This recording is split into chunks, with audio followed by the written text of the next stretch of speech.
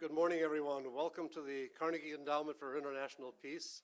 It's great to see so many good friends here, and we welcome Ambassador Chen from the Tech Row office here in Washington, and so many other good friends.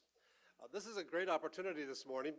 The world of international trade agreements has been moving very quietly below the surface. These TPP negotiations, Trans-Pacific Partnership, and the preparations for introduction of the fast-track legislation called TPA has been taking place behind closed doors up on Capitol Hill. And we haven't really had the kind of open debate and discussion of the importance of these developments and the importance of these developments for economies in the Asia-Pacific region. And today we'll talk about the importance, particularly for Taiwan, its economy, and its very close economic relationship with the United States. You have been given biographies of our speakers today. We're blessed to have a very distinguished panel.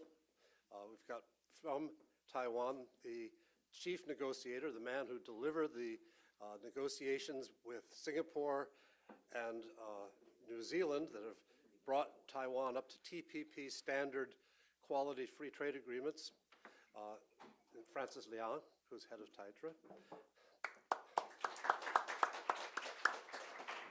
We have the former Minister of Economic Affairs and my counterpart when I was at the American office in Taipei, Steve Chen.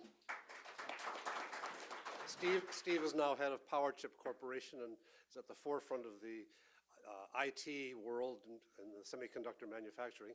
And then we have Scott Miller from our sister organization down the street at the Center for Strategic and International Studies, who's joining us with a wealth of experience on these trade and business issues across the Pacific. We're going to proceed first with a presentation by Mr. Liang, and then we'll be able to open it up for further discussion and then ultimately for questions and answers with the audience. Please turn off your cell phones so that we can have a music-free episode interlude, and we'll look forward to your discussions. Francis, please.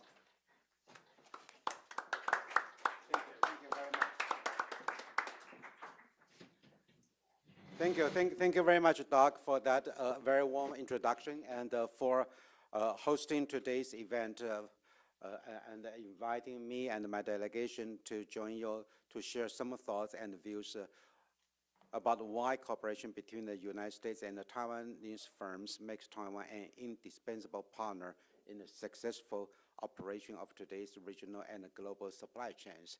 I'm very glad that we are joined by Scott and Steve from the podium, and I see many friends here in the audience, and also our representative in Washington, D.C.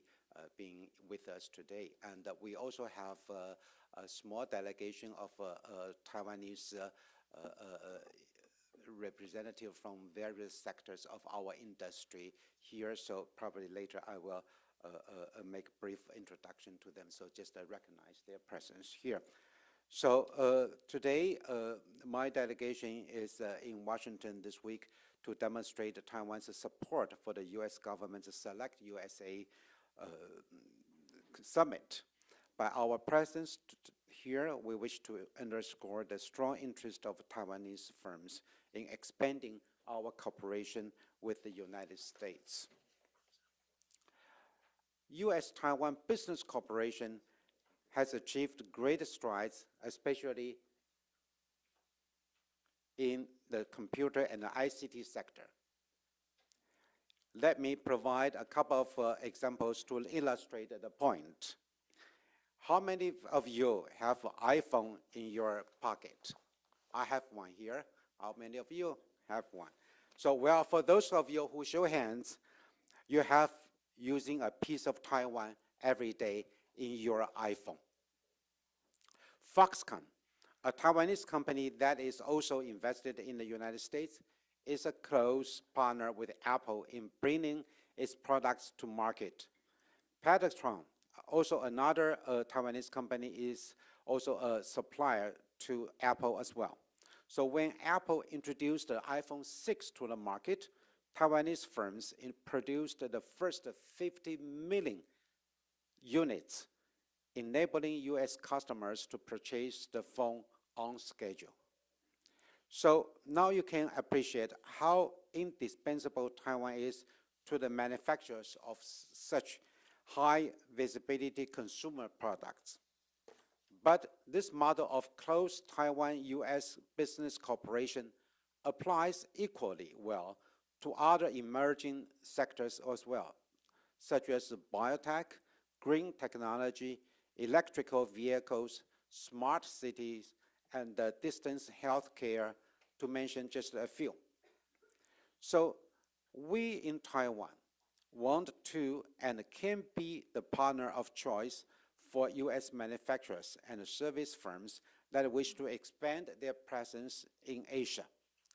Taiwan offers US investors a number of advantages that cannot be replicated elsewhere, and that combine to make Taiwan a not-to-be-missed opportunity for future business cooperation, especially since the competitive landscape in Asia is changing as a result of regional economic integration. We ask the same question to ourselves. What are Taiwan's unique advantages in today's global marketplace? We think first, the central geographical location. Taiwan lies at the crossroad of Northeast Asia and Southeast Asia.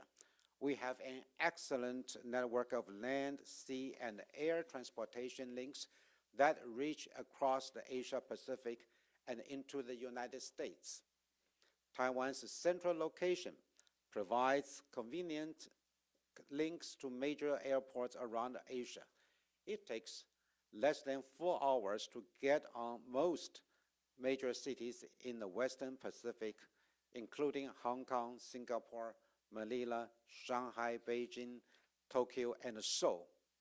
In the case of China, there are more than 840 direct flights a week to over 40 different cities in mainland China, and there are 84 round-trip flights for cargo.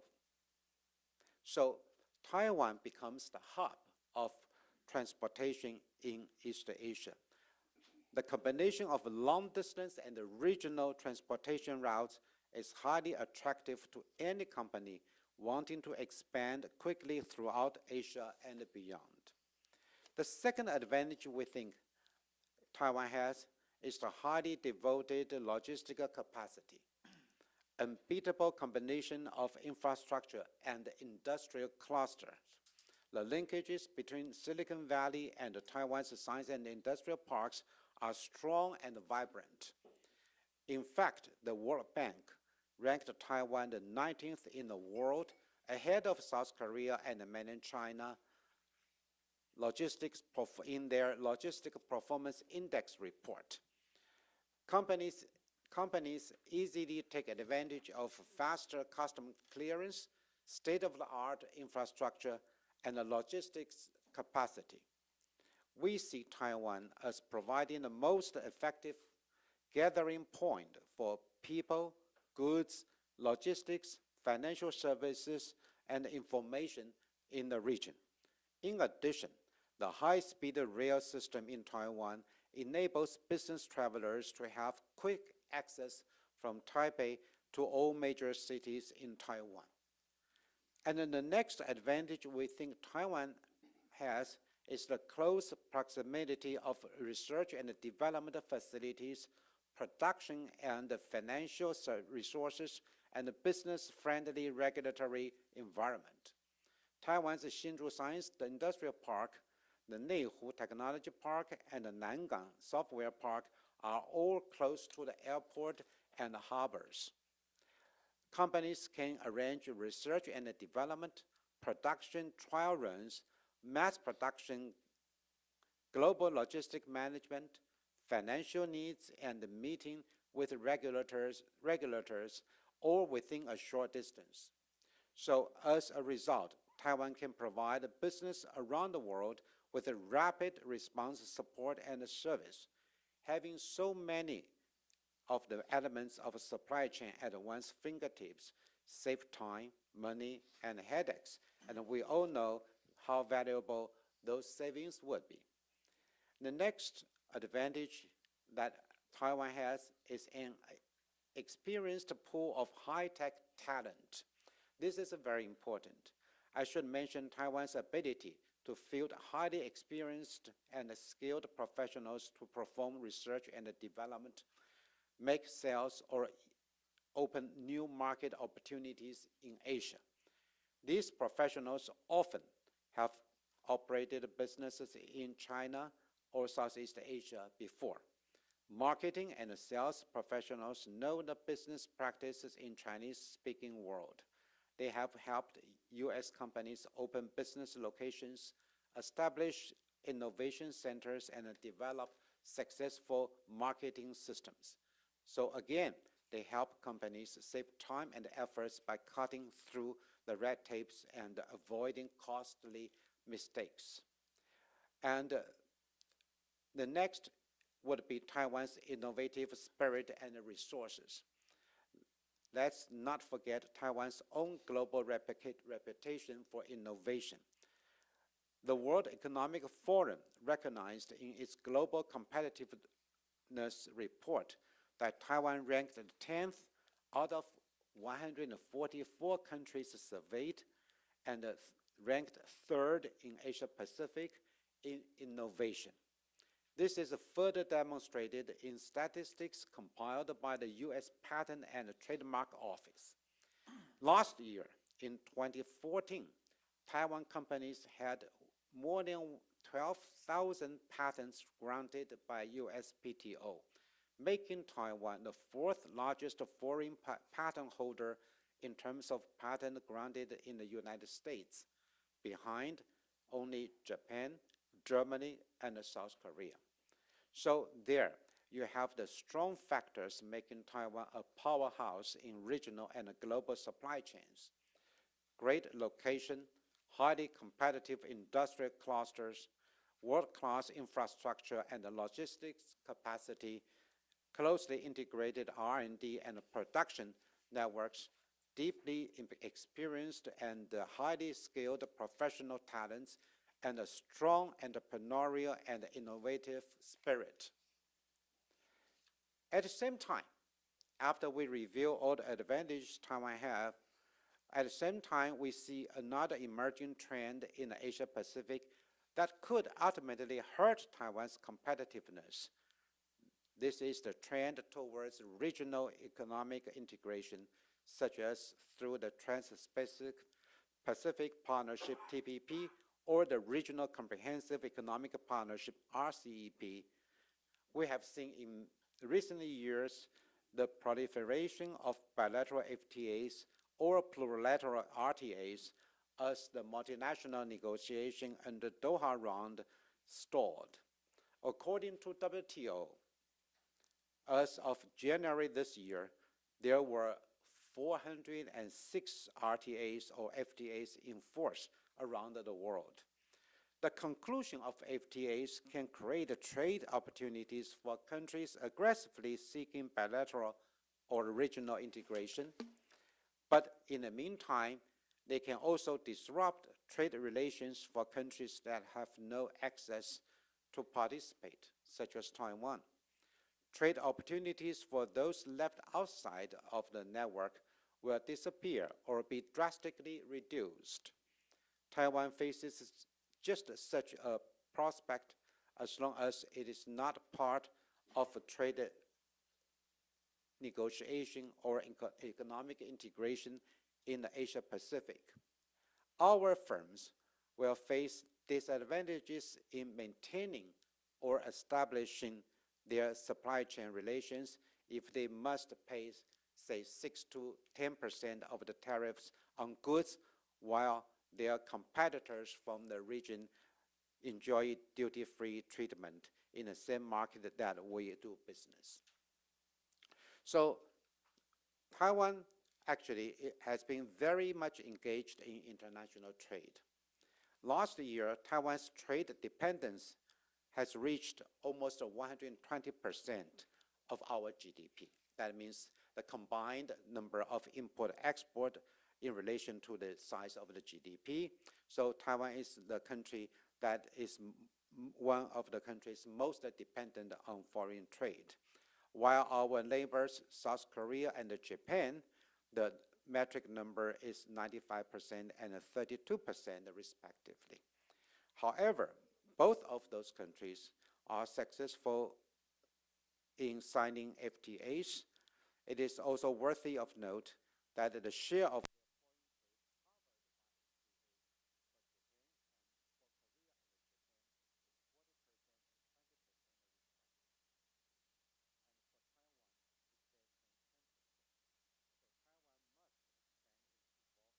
ongoing regional economic integration efforts if we are to stay competitive for the long term. So the implication from being left out of trade agreement can already be seen in some of the recent studies. For instance, the World Economic Forum, they published the report on Global Trade Facilitation Index in April last year. And Taiwan has good news and bad news to report. Taiwan was ranked the 24th in the world overall. We score very high in areas such as border management, infrastructure construction, operational environment.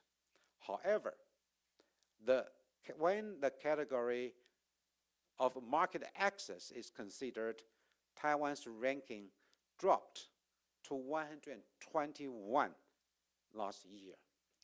In this category, we performed especially poorly in a subcategory of access to foreign market.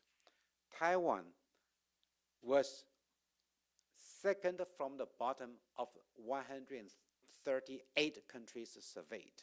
So out of the 138 countries, Taiwan ranked 137th in the foreign market access when they compare the tariff Taiwan pays in relation to the MFN tariff.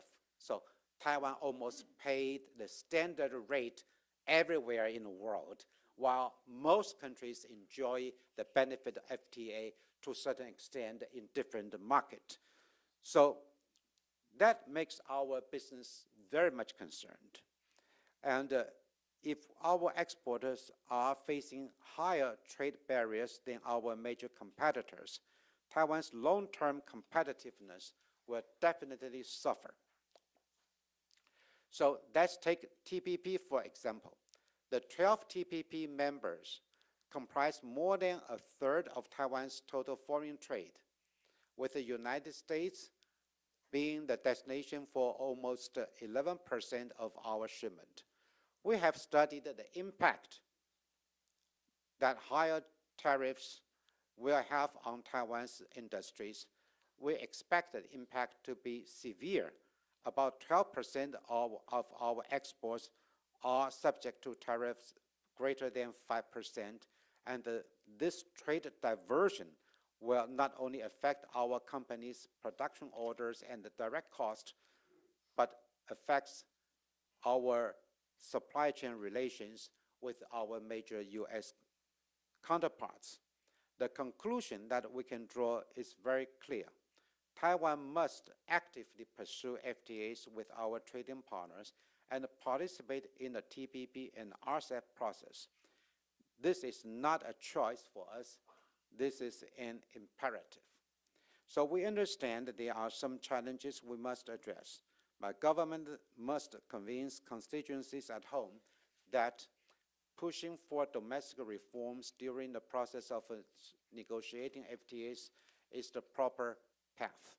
We have to show that we can advocate such changes not only to satisfy the requirements and obligation of the agreements we are negotiating, but also that is to the benefit of our economy. We must show that pursuing trade liberalization through joining bilateral or regional FTAs will guarantee Taiwan's long-term growth by attracting more foreign and domestic investment to Taiwan, raising living standard in Taiwan, and creating jobs for our citizens. We also look to our long-standing partners, for instance, for the United States, for your support. The open, strong, and clear support of the United States for our joining TPP will definitely help Taiwan gain international support for our trade integration objectives. As a strong trading partner in the Asia-Pacific region, Taiwan could bring a lot to the table for regional trade agreements. Taiwan is the 19th largest economy in the world, and we already have strong linkage with several members of the TPP group through existing production chain management. Over the past decades, our trade with Asian countries have doubled, and Taiwan's technical know-how and investment in other countries have played a significant role in the Asia-Pacific region's development. Last year, the BERI chose Taiwan as the third best countries in the world for investment. The World Economic Forum ranked Taiwan's industrial cluster infrastructure first in the world in its World Competitiveness Report last year for the 9th consecutive year. Continued investment by leading U.S. companies such as DuPont, Corning, and Apple stand as proof of the attractiveness of Taiwan's business environment. One objective of regional economic integration, such as the TPP, should be to improve the efficiency of existing supply chains. Taiwan, as a major trading partner, actively engaged in regional supply chains and committed to a high standard of economic liberalization, therefore should fully be part of the ongoing economic integration in the Asia-Pacific. We understand that the intention of the current TPP members is to accept acceding members by consensus, since the U.S.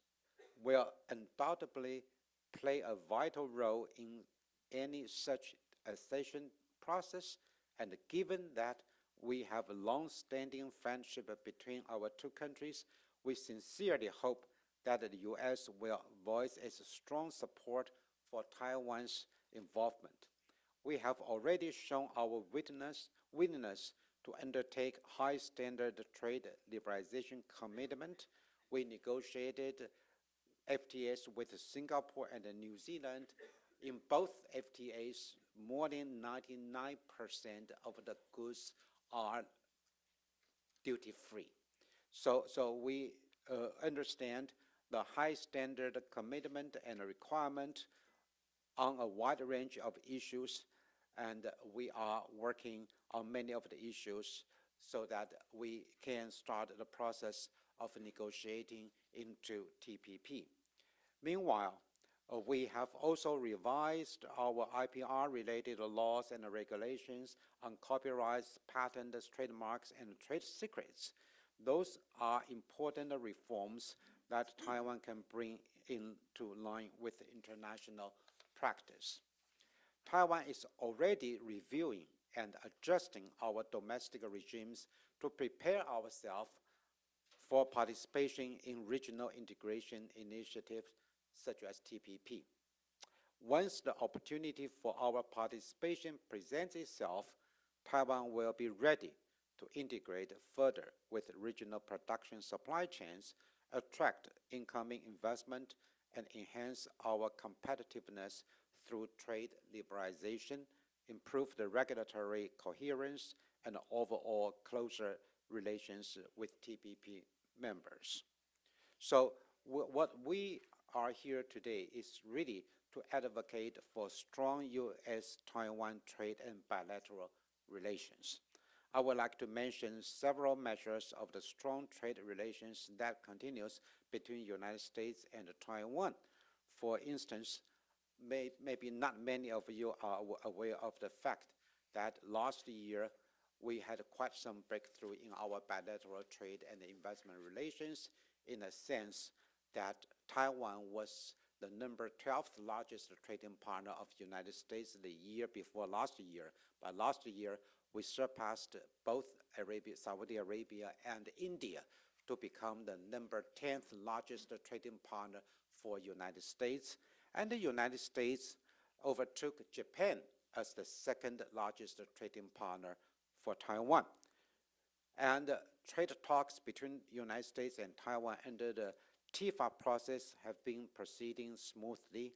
And last year, the 8th TIFA meeting took place in Washington, D.C., and we expect this year to have the TIFA meeting in Taipei. So to conclude, trade and investment forms the backbone of the broader United States-Taiwan relationship. As I discussed in the first part of my remarks, Taiwan possesses a number of key factors that make us a natural and highly desirable trading partner for the United States. Our firms understand the value of close industrial cooperation with the U.S. companies, and I believe U.S. firms look to Taiwan as a trusted business and investment partner as well. These collaborations have clearly been win-win for all involved. Taiwan's participation in TPP will add to the scope and effectiveness of industrial cooperation between our two economies. Taiwan can provide an effective business partner in fields beyond ICT, and many of these fields are strong areas for U.S. competitiveness and innovation as well.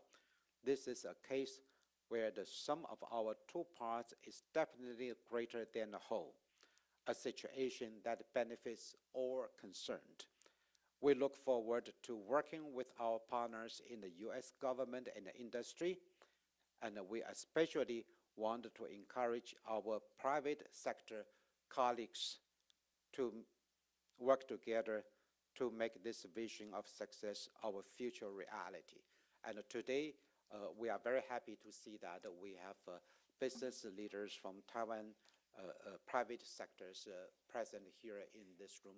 And later I will invite Deputy Director General Mrs. Yang to make a brief introduction. Thank you very much for your attention. I'm looking forward to a very lively discussion afterwards. Thank you. Thank you very much.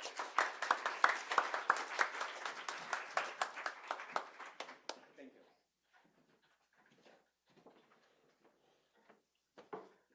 Thank you, Chairman Liang, for making such a persuasive case for the important role of trade and investment in our bilateral relationship, but also in the integration of Taiwan into the global economic environment.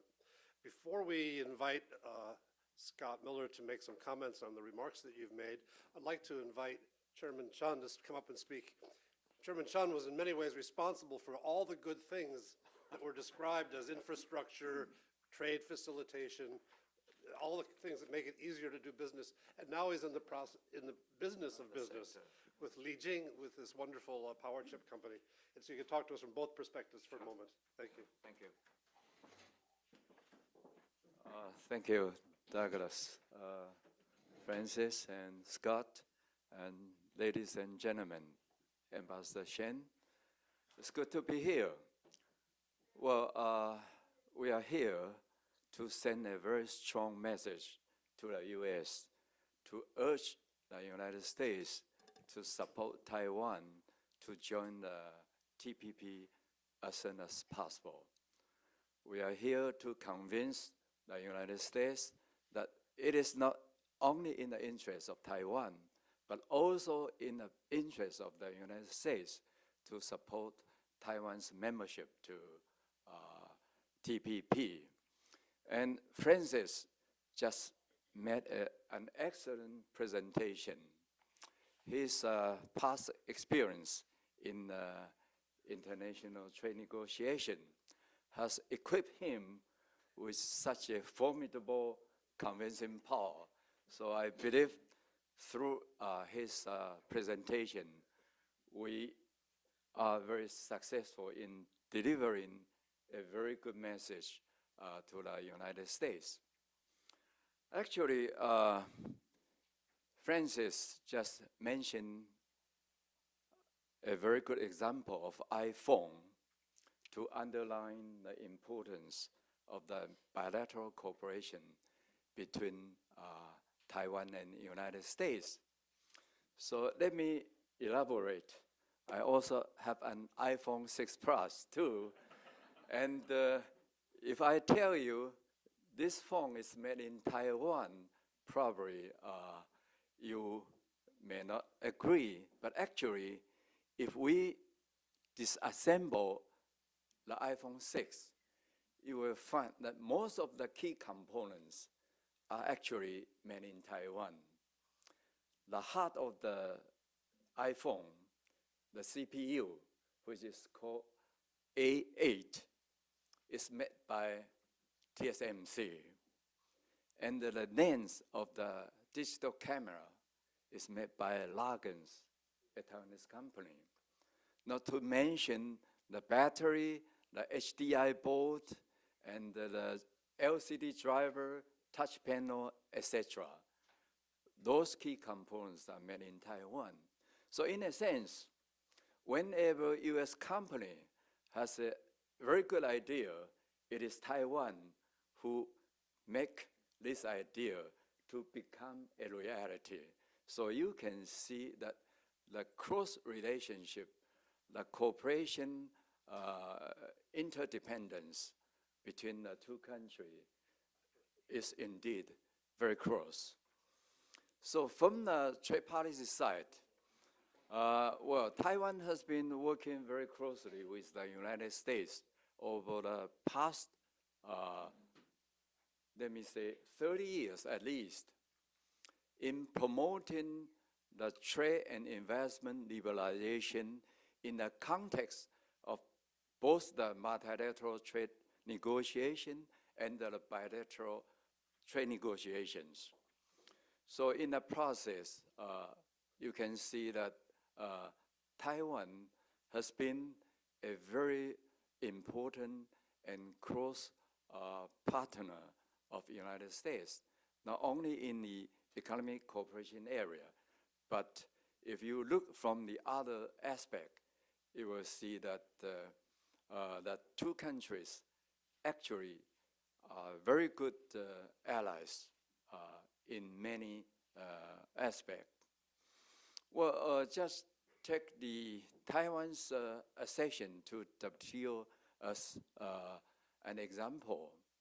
Well, as a prerequisite for a membership of WTO, we are requested to reduce the tariff, to remove the trade barriers, to improve the market access for the trade in services. So along the way, we have to negotiate with 40 members of the WTO for the market access negotiations.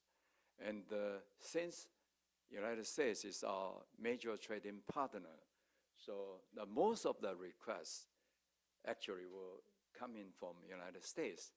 So that means when Taiwan became a member of the WTO in year 2002, United States is the country who benefit the most from our WTO membership.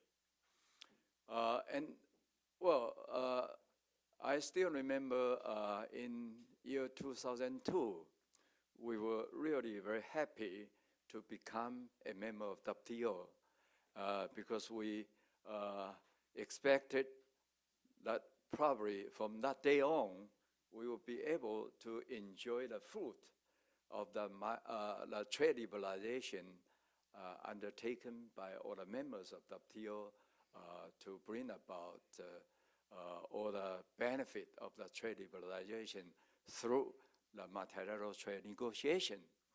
But unfortunately, the new round, a so-called Doha round, is technically speaking at an impasse there has been almost no progress for a new round.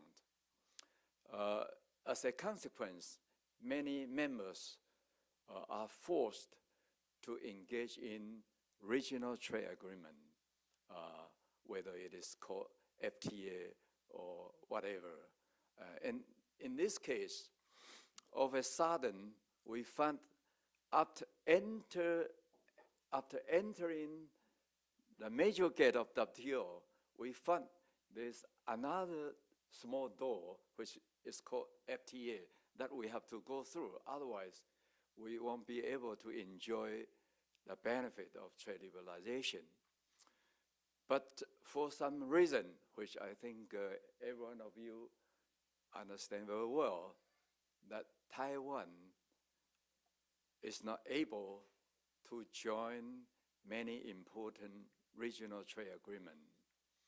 And as a result, we have a feeling of being isolated or marginalized from the economic development sense.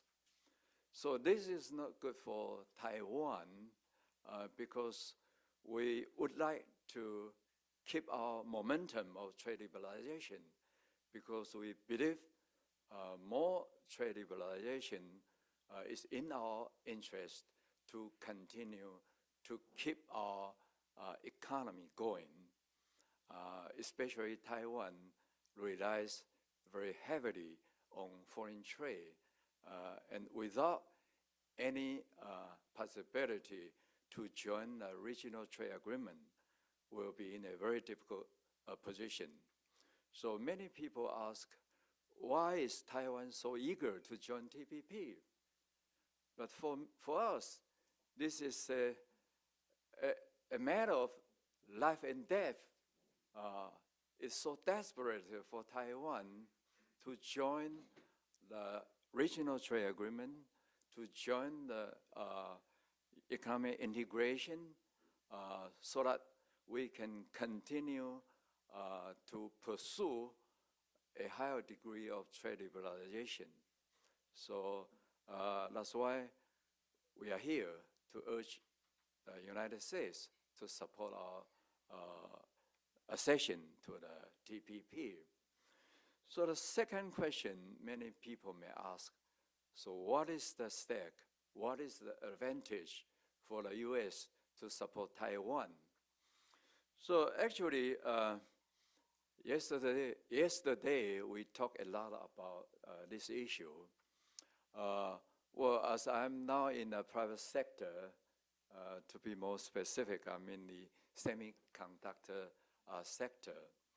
So I can say that if we use this sector as an example, you can see that over the past 2 or 3 decades, Taiwan and United States has established a very strong supply chain and a very good innovation cycle in these industries.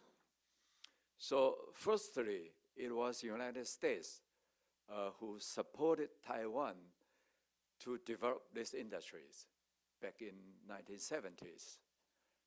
The first thing we did is to send a group of engineers to the United States to make a study tour to know how could we start to develop the semiconductor industry. Secondly, it was a US company, RCA more precisely, which decided to transfer the necessary technology to Taiwan. So ever since, Taiwan has been developed into a very important semiconductor industry. Today, we rank number 2 in the IC design area, only next to the United States. Of course, there's a big distance between the number 1 and number 2. So we don't have any intention to to exceed the United States. Let me say it very humbly. Secondly, in the IC manufacturing, especially in the foundry service, we all know that TSMC is #1 in the world. And of course, in addition to TSMC, there are UMC and my company as well, which is called Paal Chip. So in the IC testing and packaging, we are also #1. So this kind of achievement is remarkable, but we still would have to express our appreciation to the United States for the tremendous contribution they made to Taiwan. But, you know, on the contrary, or the other side of the token, Taiwan also, in a sense, assists the United States in maintaining its dominant position and its leadership role in this industry and the other industries. The iPhone example is just one of a few examples. So, for example, with the support of our semiconductor companies, many US companies, whether it is Intel, Microsoft, or Google, Amazon, and so on and so forth, the reason that they can still continue to be a leader in this ICT sector, I think Taiwan does make tremendous contribution to that effect. So this kind of relationship, let me say, it is mutually beneficial and it is reciprocal. So we would like to continue that kind of cooperation.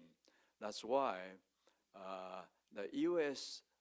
support of Taiwan to join TPP would be very important, because without the support of U.S., without the membership of TPP, Taiwan would be not able to keep the momentum of our economic development.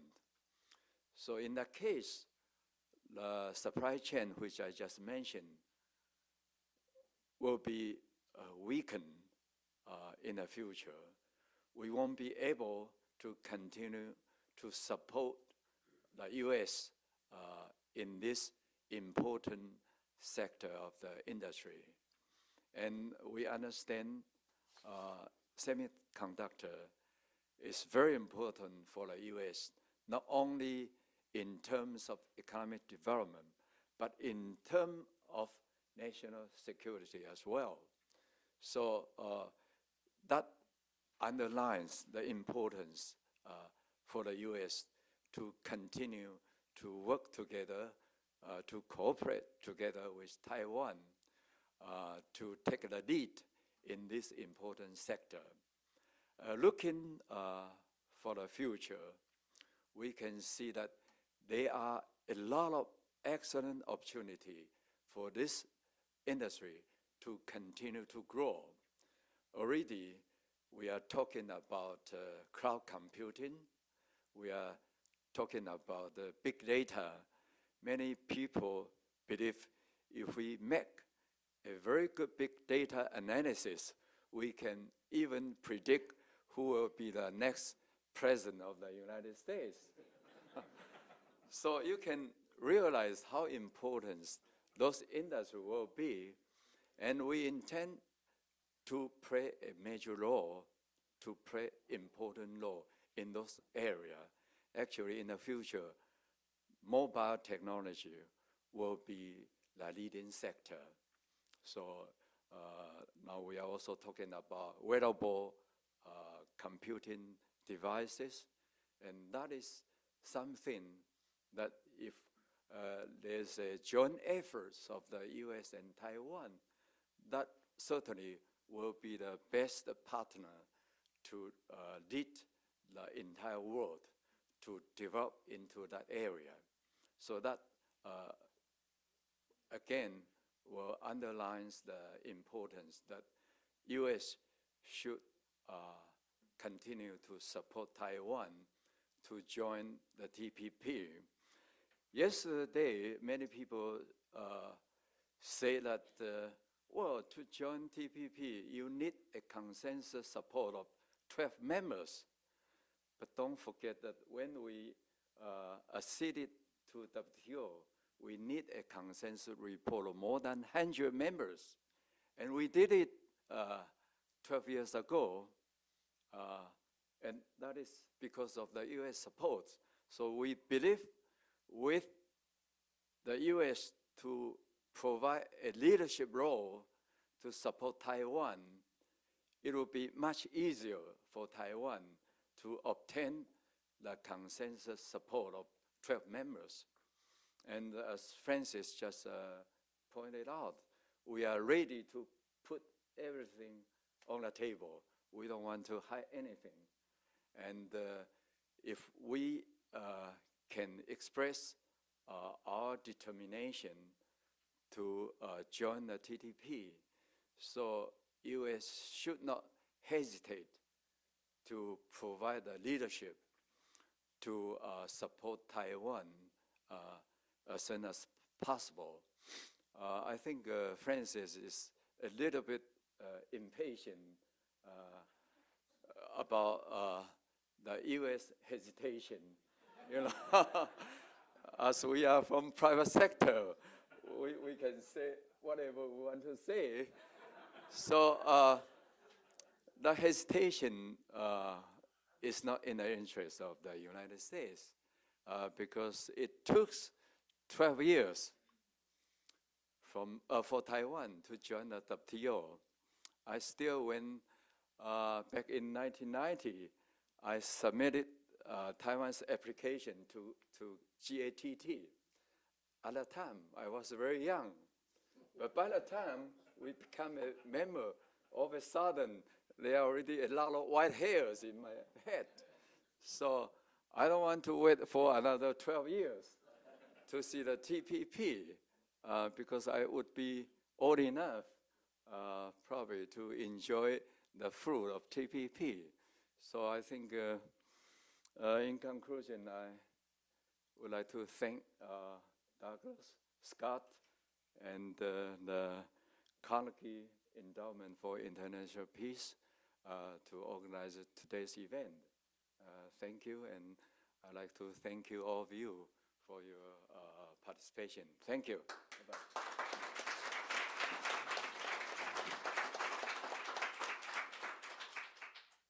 Thank you, Chairman Chen, especially for making the case for how important it is for the United States to continue its what has become a traditional role of working together to make sure that Taiwan is part of the international trading regime. We now turn to get the benefit of the experience and observations of CSIS's Scott Miller. Thank you. Thank you, Doug, and it's a pleasure to be here. Thank you for the opportunity.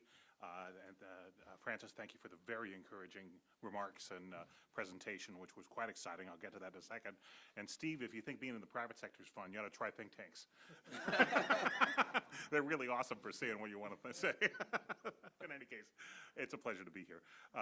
Look, we have what passes for a trade debate going on in Washington right at the moment, but to be honest, it feels very stale and somewhat theological in the way the arguments are being made, and you could flash back any time in the last 20 years and hear some of the same arguments being made.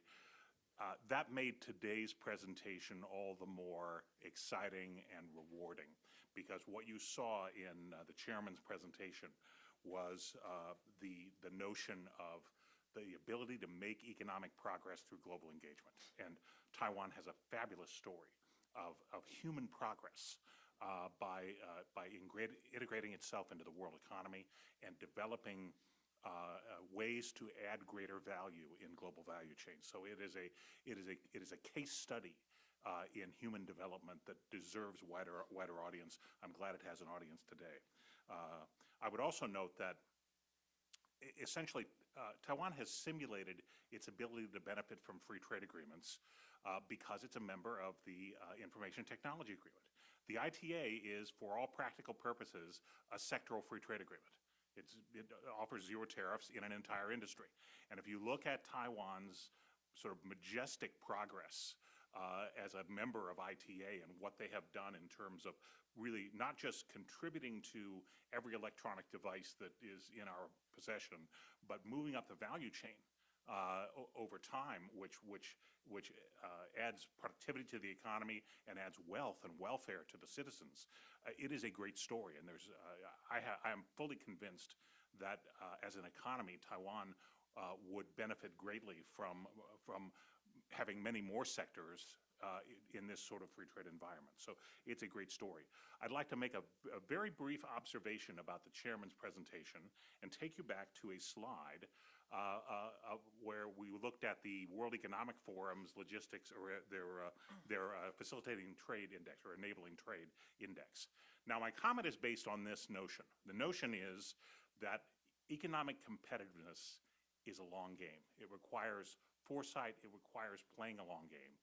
And that's particularly true when it comes to being patient with the United States about free trade agreements, okay? I would note that I'm a big supporter of the Trans-Pacific Partnership, but TPP is a really slow-moving vessel, all right?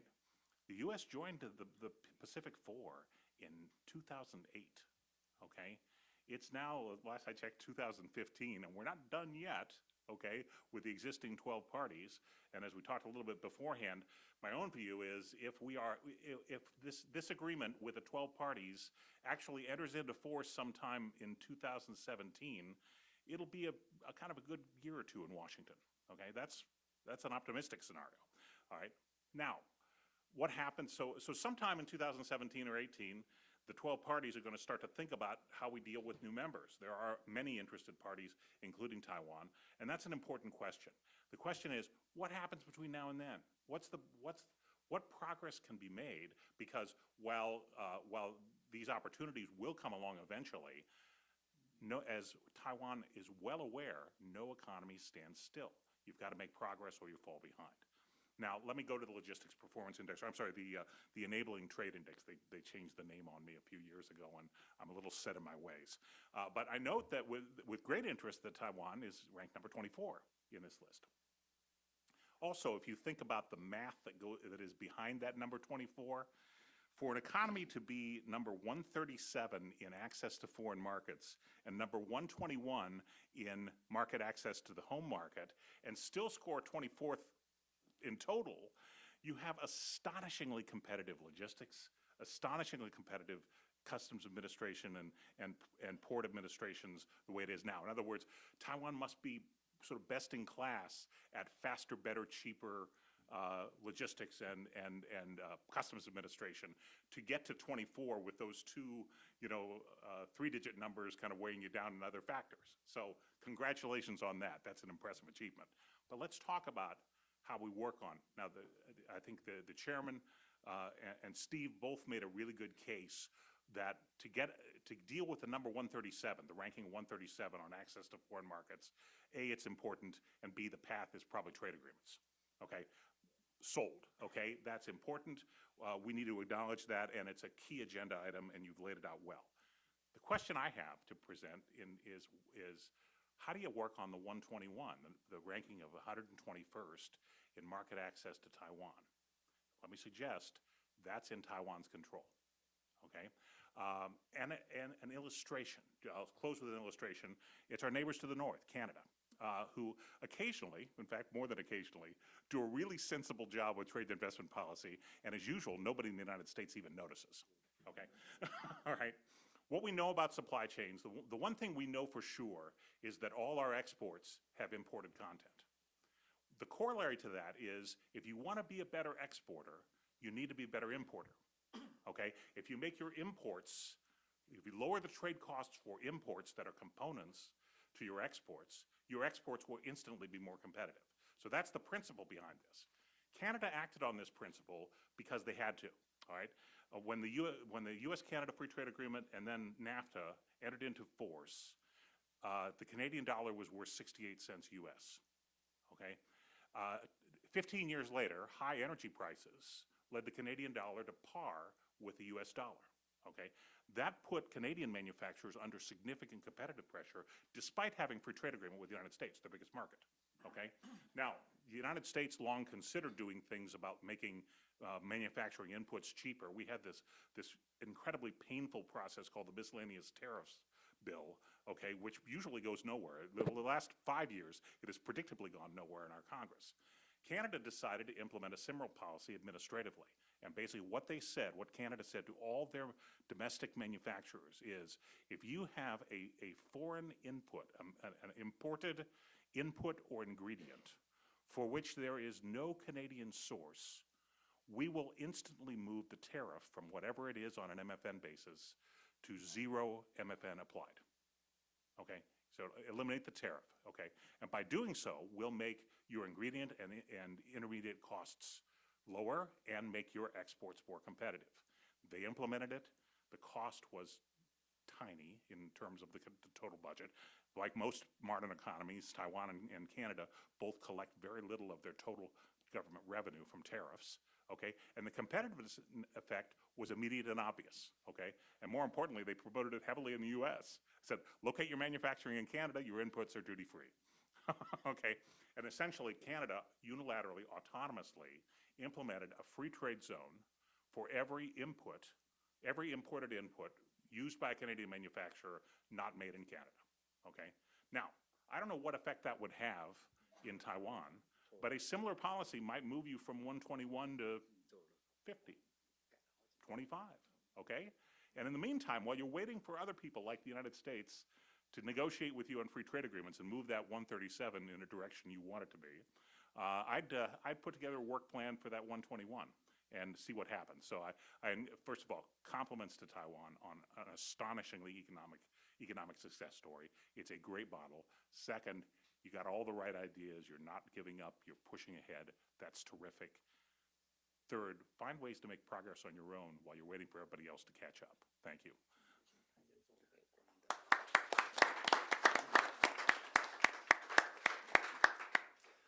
That was absolutely terrific, Scott. Really appreciate that.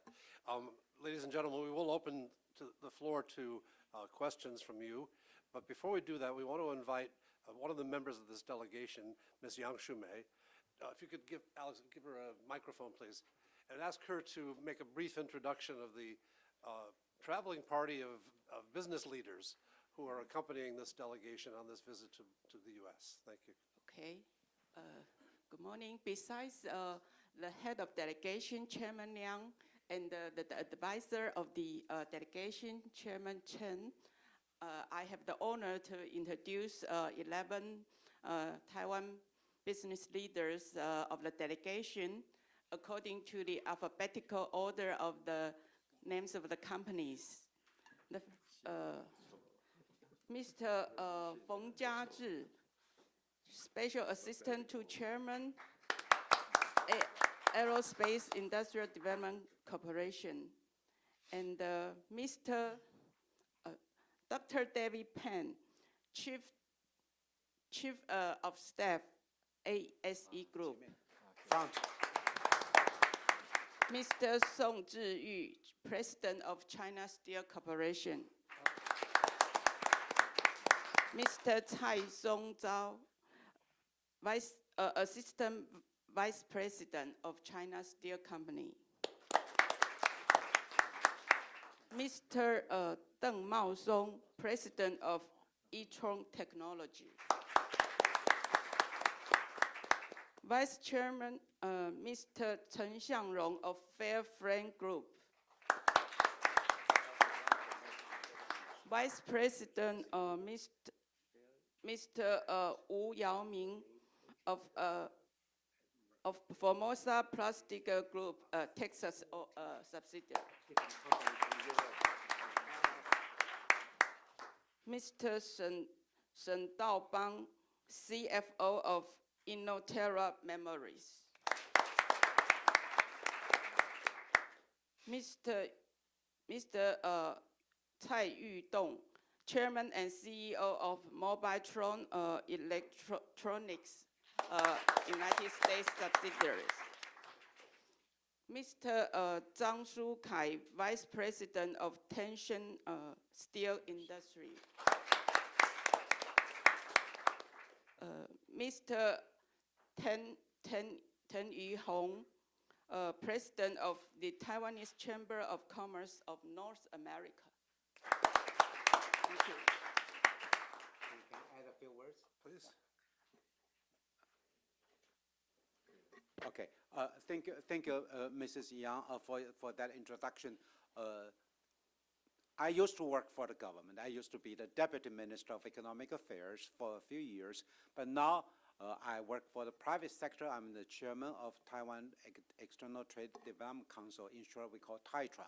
So it takes 12 years for us to finish our accession process to WTO. It takes me 35 years to finish my service with the government, and now I'm in the private sector. I'm very happy to do so.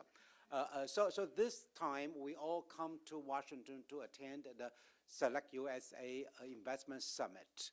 So this is really a delegation of a private sector from different industries representing steel mill, machine tools, petrochemical, aerospace, auto parts, semiconductors. We work with both governments. In Taiwan, we urge our government to be more active and to work harder to get integrated into the regional economic agreements, because we see that if we are not doing that, Taiwan will be marginalized and our private companies will face the consequences.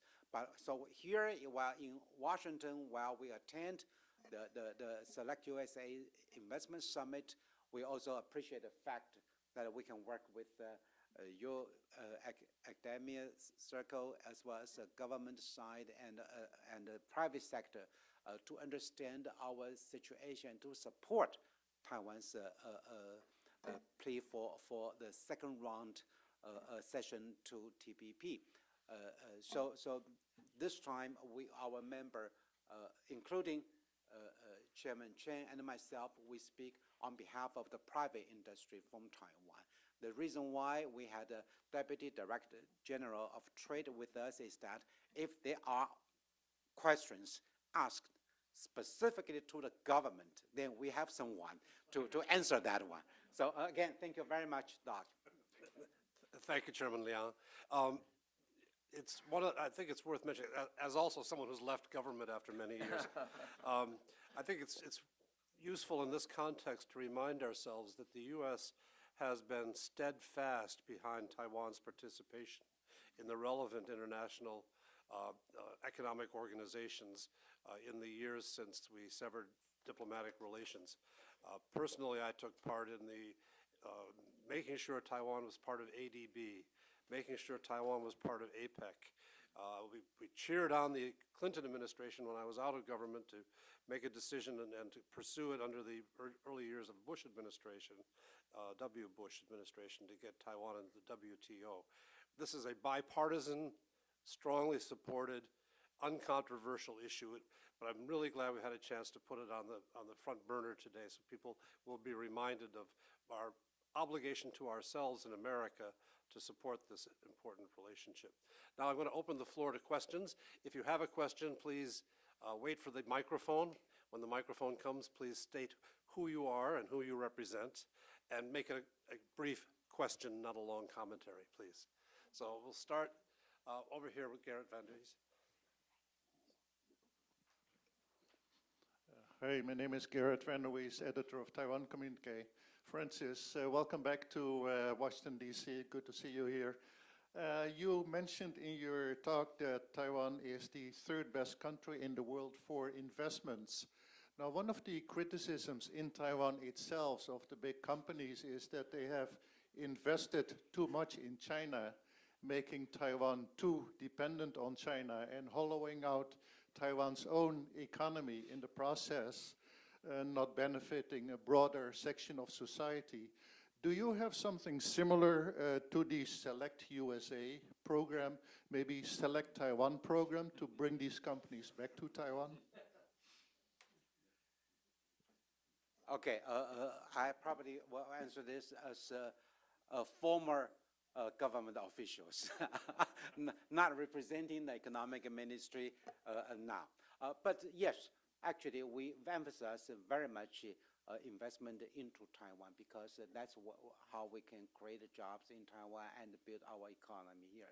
So we work with foreign investors tirelessly in attracting foreign investment into Taiwan. Our investment in China is substantial. But let's not forget, the investment went to China even when the time government forbid the investment into China. Capital has its own feet. And Taiwan did away with foreign currency exchange control almost 25 years ago. So if you have a company, you ship goods to the US, you earned the payment, you can keep your money in New York, in San Francisco, in London, in Tokyo. You are not required to settle the foreign exchange with our central bank. So that means when you subsequently make an investment in China with your money from New York, there's no way we can control that. So actually, trying not to be partisan. So during KMT's rule as well as during DDP rule in Taiwan, the investment into China continues and increases. So there is never a government policy in Taiwan encouraging our industry to invest into China. As a matter of fact, many of the investment into China are through third countries, United States, Europe, Singapore, Hong Kong. So knowing that, but you see, it is a business decision for those industries to invest in China. But we want them also to have equal investment into Taiwan as well. So the government worked very hard to either to attract them back, but for some labor-intensive industry, it's not possible to move back to Taiwan. We help them if they have to relocate because of the labor cost in China or the overall production cost increases. We help them to relocate into Vietnam, Indonesia. We organize trade missions for their participation to look at the investment environment elsewhere. It's a dynamic process. It just goes on and That's on. right, that's You right. can't just freeze it in time. It's always new decisions are being made. Next question, please, over here, Mike Mosetic on the edge. Mike Mosetic, PBS Online NewsHour. What kind of response, straightforward or evasive or otherwise, do you get from Beijing when you make the pitch to join these FTAs, whether it's RCEP? Of course, they're not in TPP, although the betting is that they would join it eventually. And are you recommending that Taiwan join the AIIB?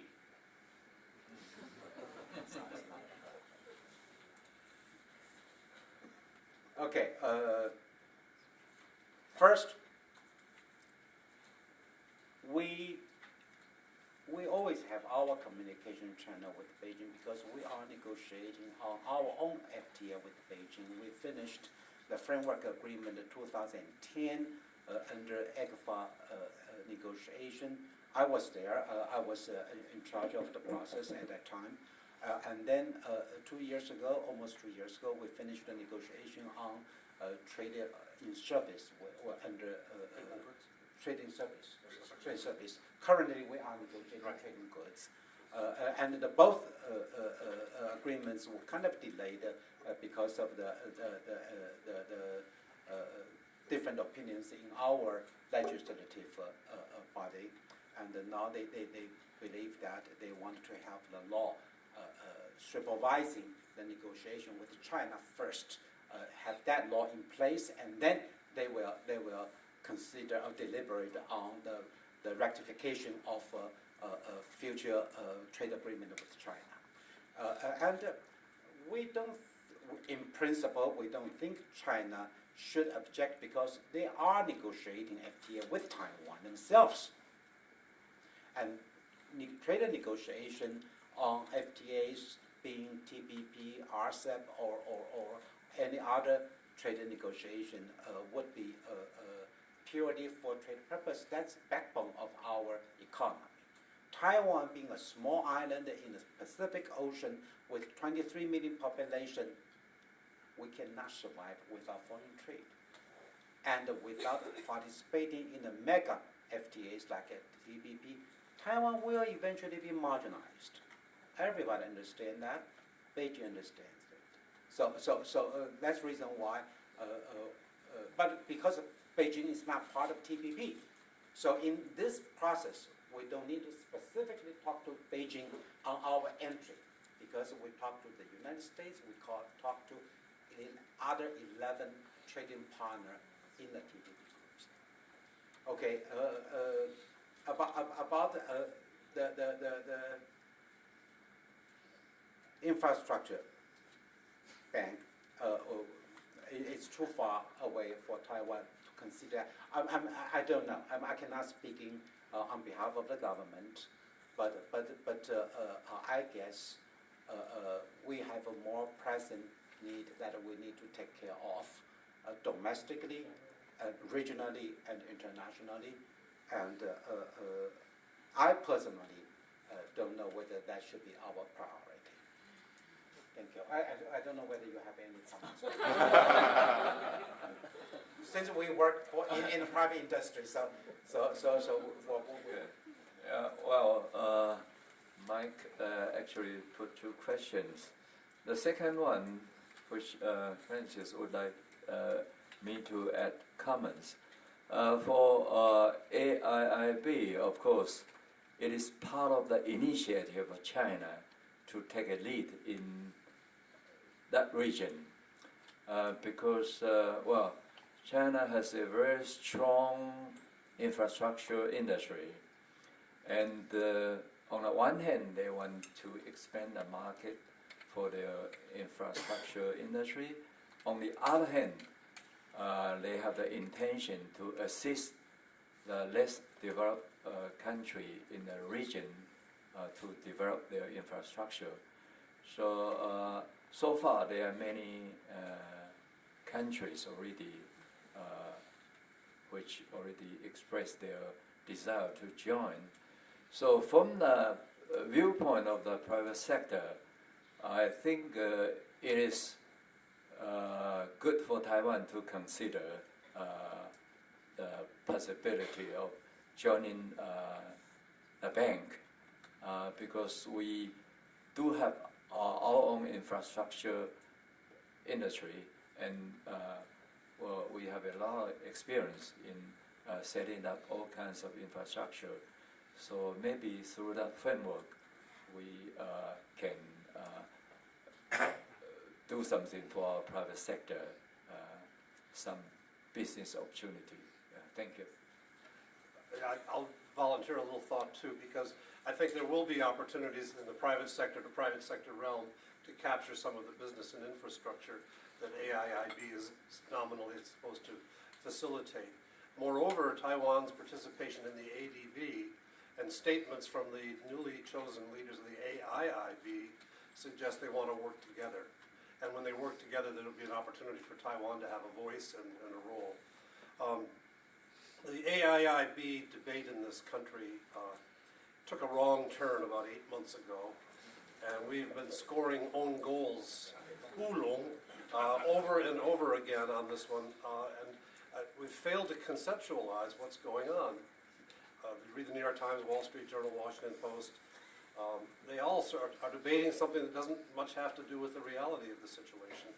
And it's really been an unfortunate episode, not because we should be kowtowing to China's needs, but we ought to have a picture in our heads of what's happening. We've seen this before. When the OPEC countries got rich, they had excess liquidity, they were repressing domestic earnings, they had vast foreign exchange holdings, they had to deploy them somehow. And when you have excess capacity and infrastructure and the like, as China now has, as it slows down at home, it wants to deploy that capacity abroad. So they're taking advantage of this. And we've seen this before with Japan, others, and they've never become a threat to anybody in the final analysis. They're more a reflection of the problems inside the country which is doing this. Now, and so I just hope we can have a more rational debate about this. I noticed that the United States Treasury Department adjusted its position in the last couple of days because they were failing at every turn. You had a question here in the front row? He asked it. Oh. Third row.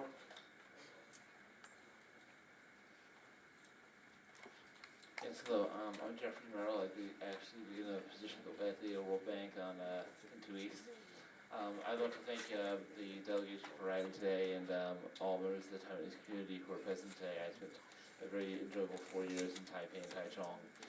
I would just like to ask, among the discussions about biotechnology and telecommunications, there's no mention of the sale of military hardware by the United States to Taiwan, which is unquestionably Taiwan's largest military partner. I just didn't know if there's any comments that you gentlemen would like to add about the presence or the effect that that sale has had on Taiwan in recent years.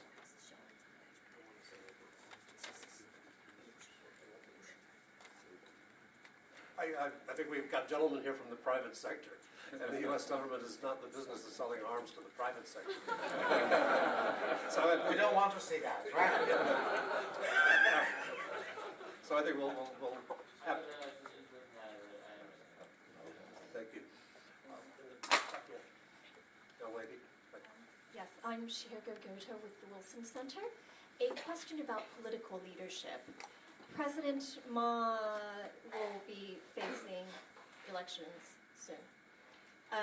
What kind of initiative should he be taking to enhance his popularity? And is TPP something that he can actually use to enhance his support from the public? And secondly, should the DPP, what kind of platform vis-a-vis TPP should the DPP be running on? What would you advise them?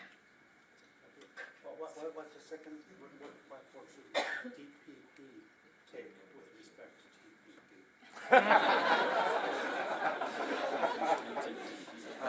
I want to make it clear. AP will report on this. Yeah, that's right. I want to make clear, I'm neither advisor to President Ma nor advisor to DPP on their platform. So, to be honest with you, I have my personal thoughts on many of the political issues in Taiwan. I'm a free citizen, but here at the podium, I don't have any insight to share on those two very interesting and important questions. But those are political questions in nature, and we, as a private business executives, we respect the society at large and our political system to operate.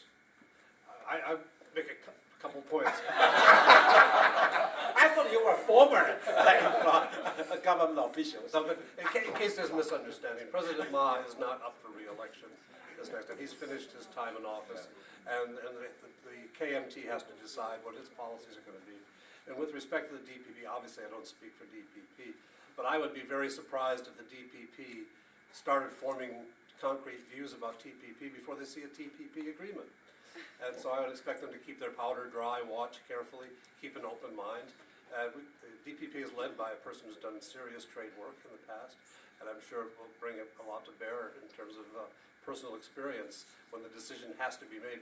But it's not there on the table yet because the 12 original parties have not completed their negotiation yet. But if I may, I like to have a few sentences on this topic, because it's very important for Taiwan to be part of a TPP or any other regional economic integration process. It's not a partisan issue in Taiwan. No matter it's KMT or DPP, they understand the need of economic integration for our economy. So I assume this would be a bipartisan consensus on the future of Taiwan's economic need. That's a valuable observation. In the middle back here.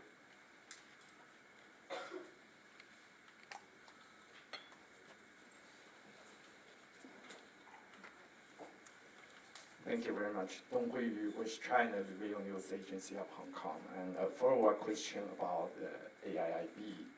Actually, now that AIIB is far, far away, do you think Taiwan has a mechanism or program that will help Taiwanese business to join in the China's big, huge initiative, so-called One Belt, One Road? I think this is a real, opportunity or the benefit that Taiwanese government, not government, business could get.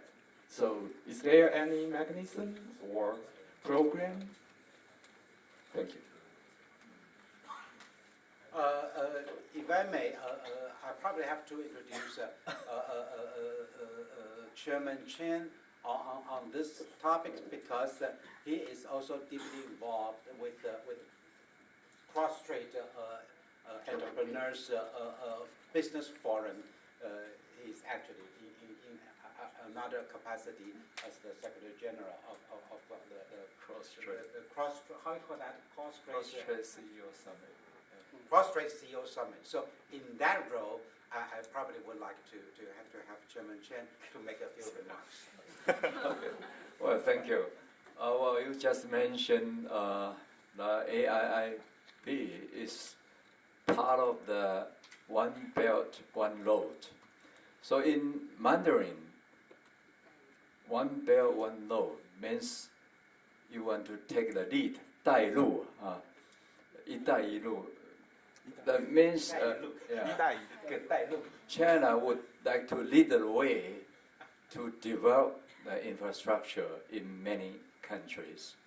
And that, on the one hand, demonstrates the determination or the strong will of China to become a leader, to take everybody on the road to that direction.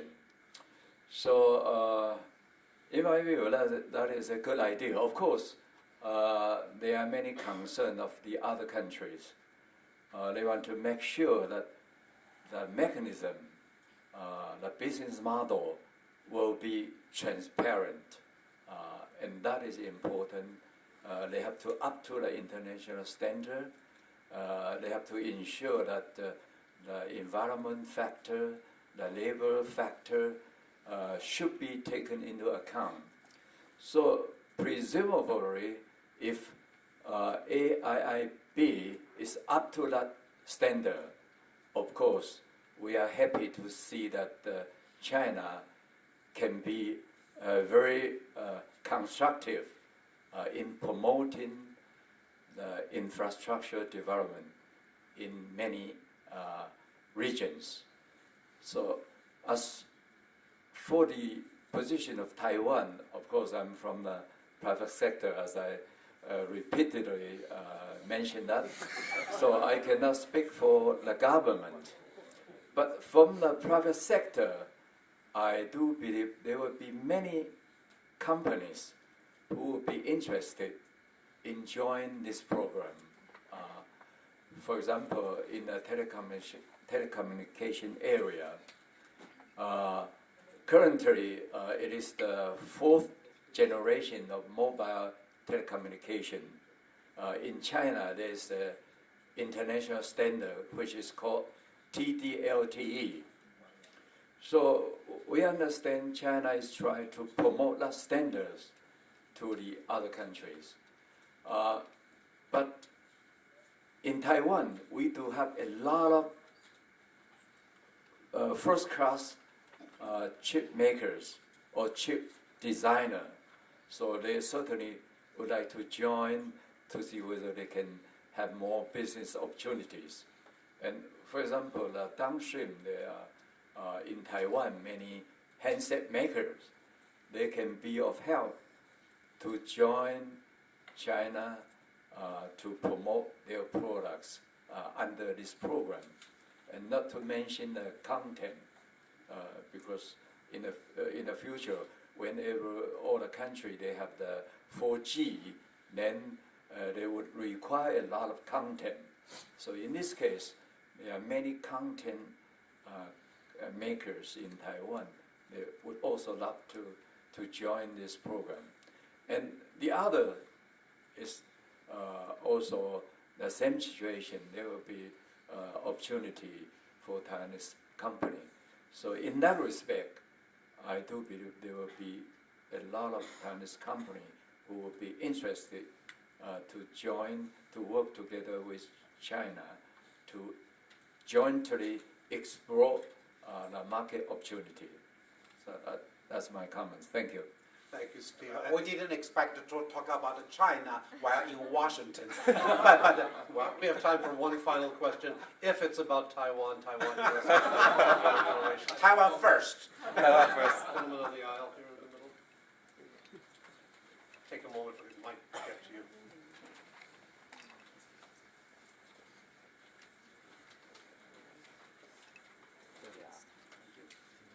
William Lowther from the Taipei Times.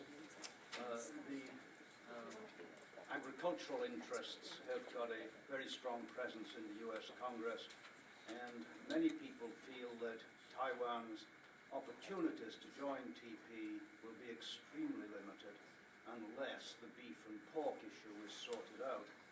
And at an event just a few days ago here in Washington, some of the panelists said that they thought that this year provided the best opportunity to sort out that problem if there was the political courage to do it. Would you care to comment You mean in Taipei or in Washington? In Taipei. Would you care to comment on whether there is likely to be a solution to the beef and pork issues this year? Let me say this. We understand TPP is a high standard, full-fledged FTA for the 12th now, and probably for more in the next month. We signed an FTA with New Zealand and Singapore, in which more than 99% of the goods are duty-free eventually. So those two probably are even higher standard than the TPP currently being negotiated. We understand that if we want to be part of TPP, we need to have the consent of the 12 negotiating parties altogether. So within the pretext of TPP, we would be willing to negotiate as a representative of private industry. We would encourage our government to do what we have to do. I cannot prejudge the possible request from the United States.